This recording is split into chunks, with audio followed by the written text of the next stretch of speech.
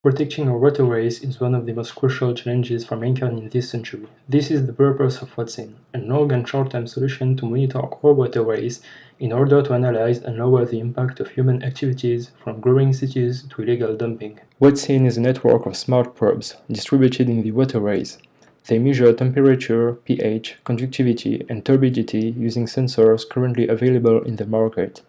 It also measures the water flow with its water turbine. The innovation of Watsyn is its ability to perform spectrophotometry analysis. It uses a duct going through the unit and two servomotors to close the entrances.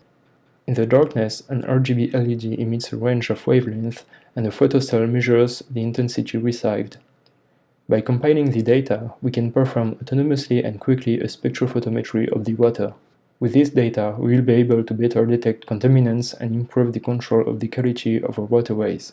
Watsyn units rely on LoRa technology. They can communicate between each other in a range of more than 10 kilometers. They communicate with the mainland using LoRa-RAN gateways. Servers then store and analyze the data and are able to send alerts in an event of brutal changes, for instance illegal dumpings. Units are equipped of the solar panel and a water turbine.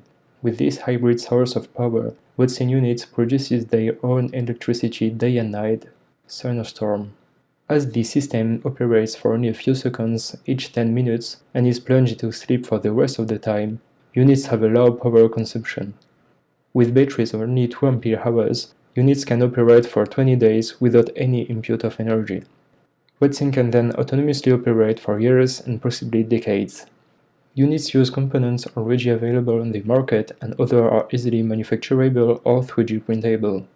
Watsyn offers an affordable solution to this challenge.